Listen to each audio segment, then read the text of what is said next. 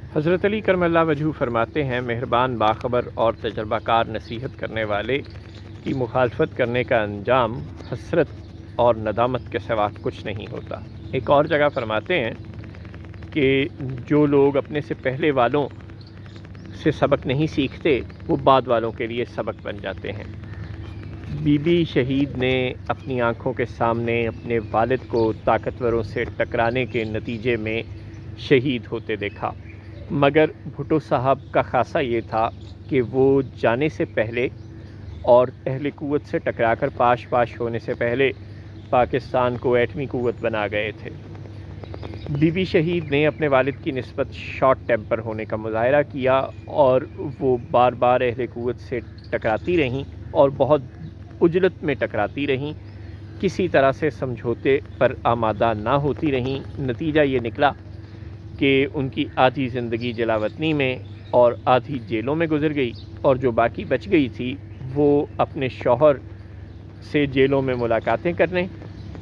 میں گزر گئی، اور بالآخر وہ جب جلا وطنی کو ختم کر کے ملا ملٹری الائنس کو توڑنے کا دعویٰ کر کے پاکستان آئیں تو خود ٹوٹ گئیں۔ اگر انہیں زندہ رہنے کا موقع ملتا، اگر وہ کچھ دیر سمجھوتا کر لیتیں، جیسے کہ بھٹو صاحب نے ایوب خان سے بہت دیر سمجھوتا کیا تھا اور جرنیلوں کی گڈ بک میں اپنے آپ کو شامل کر لیا تھا، بہت سے جرنیلوں سے دوستیاں بنا لی تھیں،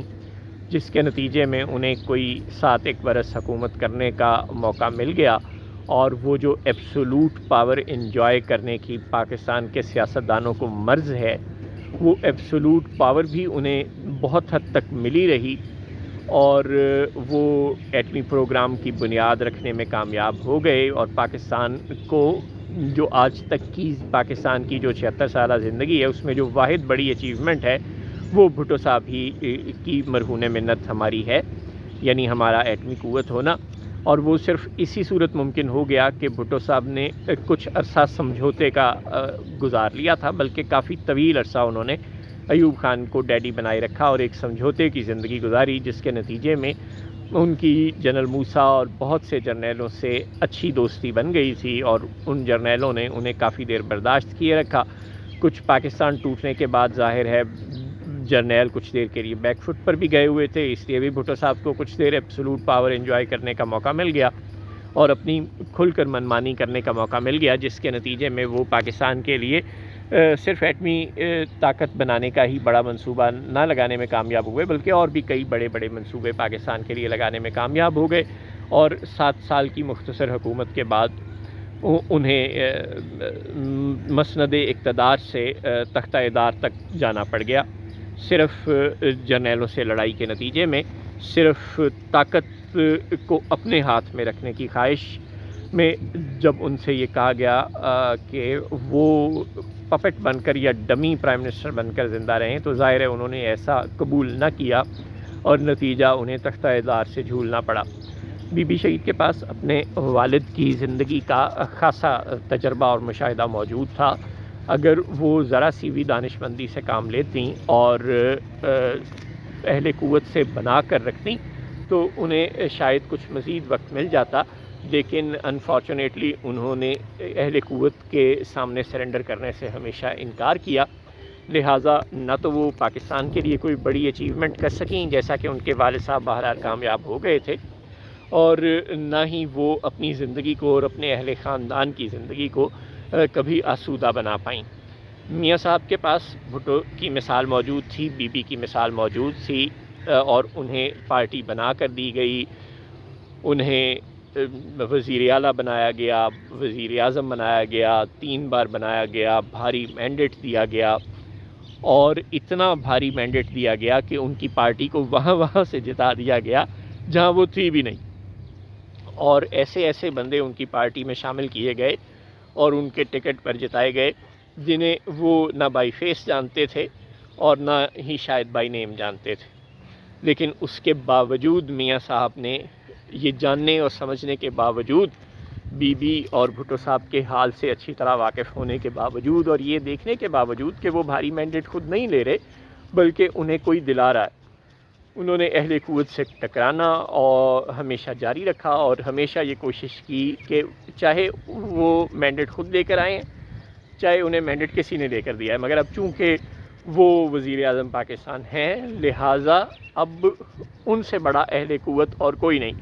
اور جنہوں نے انہیں کرسی پہ بٹھایا ہے وہ بس اپنے گھر بیٹھیں اور چپ کر کے اپنا کام کریں اور تمام اختیارات ان کے ہاتھ میں رہنے دیں۔ ظاہر ہے اہل قوت جو کسی کو کرسی پر بٹھاتے ہیں وہ اس کو مطلق العنان نہیں ہونے دیتے، لہٰذا میاں صاحب کو بار بار جانا پڑتا رہا۔ آج انہوں نے آدھی زندگی جلا وطنی میں گزار دی، کچھ زندگی جیلوں اور قلعوں میں گزار دی، اور باقی زندگی نااہلیت کے ٹائٹل کے ساتھ گزار رہے ہیں۔ عمران خان صاحب فاسٹ باؤلر تھے، ان سب سے زیادہ شارٹ ٹیمپرڈ ثابت ہوئے، ان کو پارٹی بنا کر دی گئی، ان کی پارٹی کو جتانے کے لیے ان کے مخالفین کو زبردستی کھیل سے آؤٹ کیا گیا، وہ امپائروں کو اپنے ساتھ ملا کر کھیلے اور میچ جیت گئے، سیم پیج کا مزہ اٹھاتے رہے کئی برس، لیکن وہ جو ایبسولوٹ پاور اپنے ہاتھ میں رکھنے کی ایک وحشیانہ اور ایک شدید قسم کی خواہش تھی، اس خواہش نے عمران خان صاحب کو کہیں کا نہ چھوڑا، اور وہ سلیکٹڈ اور سازشی سے کے القابات سے ہوتے ہوئے آج شرپسند اور دہشت گرد کے لقب تک پہنچ چکے ہیں۔ اور یہ صرف اسی بات کا نتیجہ ہے کہ انہوں نے سمجھوتا نہیں کیا۔ مہاتما گاندھی سب کانٹیننٹ کا ایک بڑا نام ہے، ان کی ایک تھیوری ہے پیسو ریزسٹنس کی تھیوری۔ مہاتما گاندھی نے انگریز کے خلاف مزاحمت کا جو فارمولہ پیش کیا تھا،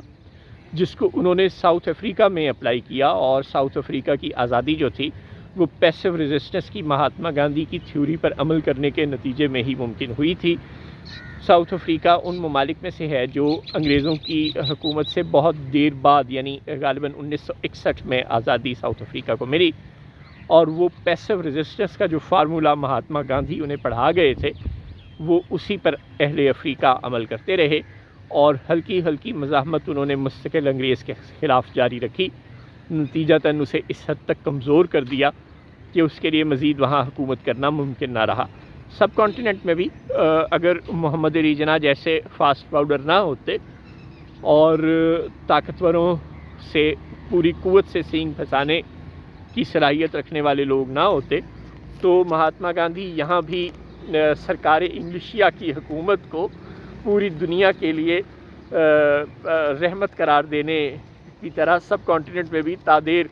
ان کی حکومت کو رحمت قرار دینے والوں میں شامل تھے، اور شاید پاکستان آزاد ہو جاتا اگر مہاتما گاندھی جیسے لیڈرز کے ہاتھ میں یہاں کی قیادت ہوتی، لیکن وہ پھر کوئی 50-60 سال بعد ہوتا، وہ 1947 میں کم از کم بالکل نہ ہوتا۔ بھلا ہو قائد اعظم کا، جنہوں نے نہایت دانائی کے ساتھ بہت سے لوگوں کے ساتھ سمجھوتے کیے۔ جناح سکندر معاہدہ ایسے ہی سمجھوتوں میں سے ایک سمجھوتا تھا، جب قائد اعظم کو اچھی طرح سے پتہ تھا کہ ان کا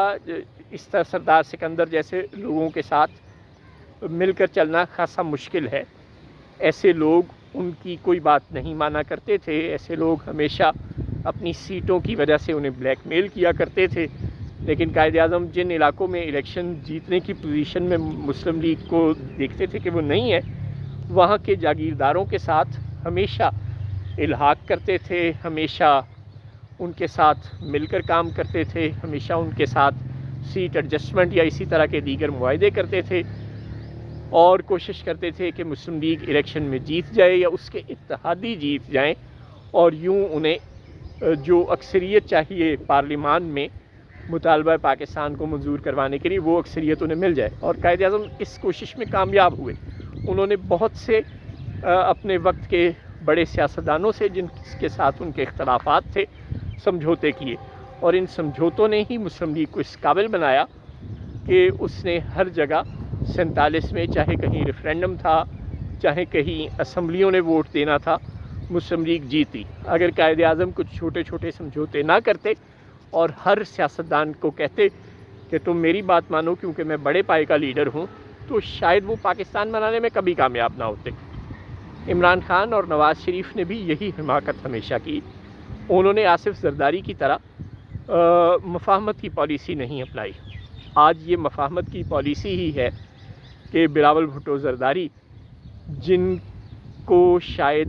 پنجاب اور سندھ اور پنجاب اور خیبر پختونخوا اور بلوچستان 3 صوبوں میں کوئی پسند نہیں کرتا اور ان کی پارٹی تقریباً نہ ہونے کے برابر ہے، سوائے سندھ کے جہاں بلا شبہ پیپلز پارٹی مقبول جماعت ہے اور بڑی جماعت ہے۔ تینوں صوبوں میں یہ جماعت غیر مقبول بھی ہے اور غیر موجود بھی ہے، لیکن اس کے باوجود یہ آصف زرداری کی مفاہمت کی پالیسی ہے، پیسو ریزسٹنس کی پالیسی ہے کہ انہوں نے اپنی ضرورت کو محسوس کروایا ہے، وہ ہمیشہ کھیل میں موجود رہے ہیں، ہمیشہ ایک ٹیسٹ میں پلیئر کی طرح کھیلتے رہے ہیں اور آہستہ آہستہ انہوں نے اپنی حیثیت کو تسلیم کروایا ہے۔ کاش عمران خان اور نواز شریف میں بھی ایسی عقل موجود ہوتی اور وہ پہلے ہی دن سارا اختیار اپنے ہاتھ میں کرنے کی بجائے عوام کے اندر اپنی مقبولیت کو اس حد تک راسخ کرنے کی کوشش کرتے کہ اس کے بعد عوام ان سے اتنے مروب ہو جاتے، ان کے ساتھ اس حد تک والہانہ محبت انہیں ہو جاتی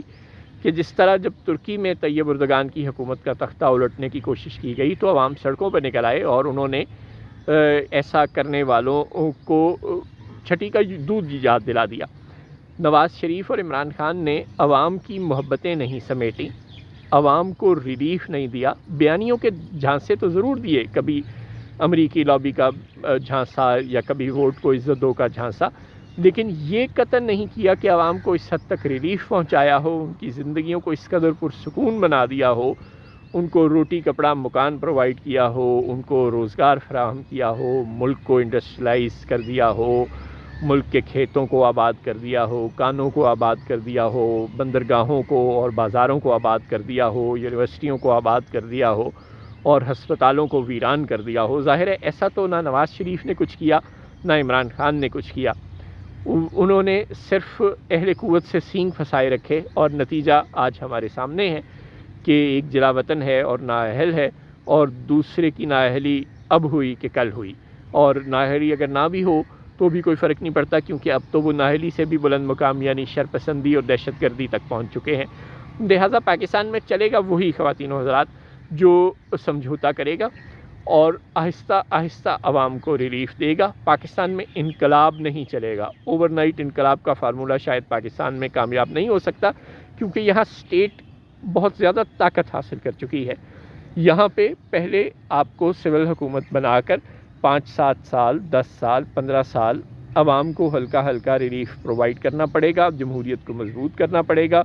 اور جب یہ ہو جائے کہ عوام کو آپ سے بے پناہ محبت ہو جائے اور آپ کو خود اشتہار نہ چلانے پڑیں ٹی وی پر،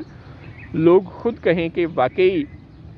آپ نے ہمارے لیے کام کیا ہے، جب یہ ہو جائے گا تو اس کے بعد پھر آپ کی ڈیموکریسی بھی مضبوط ہوگی اور پھر کوئی آپ کا تختہ بھی نہیں الٹ سکے گا، اور اگر آپ کو کوئی تڑی لگائے گا بھی تو پھر آپ اسے کہیں گے کہ ٹھیک ہے پھر تم اپنے مسئلہ آزماؤ، میں اپنے مسئلہ آزماتا ہوں۔ لیکن جب آپ نے عوام کے لیے کیا کچھ نہیں ہوتا اور اپنے مسئلہ آزمانے کے لیے کھڑے ہو جاتے ہیں تو ظاہر ہے کہ پھر آپ احمقوں کی جنت میں رہتے ہیں۔ السلام علیکم۔